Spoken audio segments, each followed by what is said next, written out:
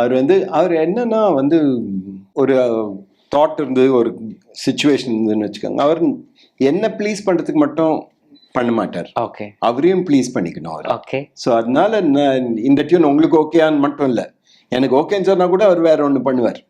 So அது அந்த தேடல் இன்னும் இருக்கு அவர்கிட்ட. இன்னைக்கு வரைக்கும் பண்ணக்கூடாது, புதுசா ஒரு இது வரணுங்கிற ஒரு தேடல் அவர்கிட்ட கண்டினியூஸா இருக்கு. Super sir. இப்போ ஜிங்கிச்சா பாட்டு நாங்கள் இப்போ இந்த ஒரு பாட்டு தான் கேட்டிருக்கோன்றனால சொல்கிறேன் சார். ஸோ இந்த பாட்டுக்கும் சரி, இதுக்கு முன்னாடி நீங்கள் பொன்னியின் செல்வனில் ஒர்க் பண்ணும்போது சரி, ஒவ்வொரு பாட்டு வரும்போதுமே எங்களுக்கு சம்திங் புதுசாக இருக்குது, நல்லா இருக்கேன்னு ரிப்பீட்டடாக கேட்க இன்னும் அதோட அழகை நாங்கள் என்ஜாய் பண்ணிட்டு இருக்கோம். ஃபர்ஸ்ட் நீங்கள் பேஸ்லேருந்து நீங்கள் அவரோட மியூசிக்கை ரோஜாலேருந்தே, ஸோ உங்களுக்கு ஃபர்ஸ்ட் இம்ப்ரெஷன் எப்படி சார் இருக்கும்? ஒரு டியூன் கொடுத்து இந்த பாட்டு இது ஓகேவா பாருங்க அப்படின்னு சொல்லும்போது உங்களோட ஸ்டேட் ஆஃப் மைண்ட் எப்படி இருக்கும்? சில சமயம் 3-4 டியூன் கொடுத்துட்டு ஹெட்ஃபோன் போட்டு அவர் போயிடுவார், இங்கே அவர் அப்படி போயிடுவார். நம்ம கேட்கணும்.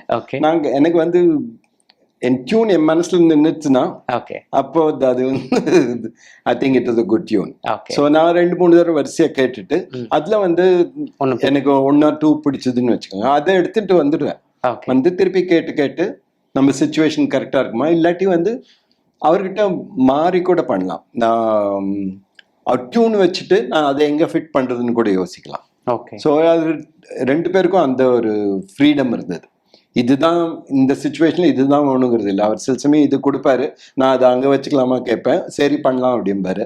ஸோ அந்த மாதிரி ஒரு ஃப்ரீடம்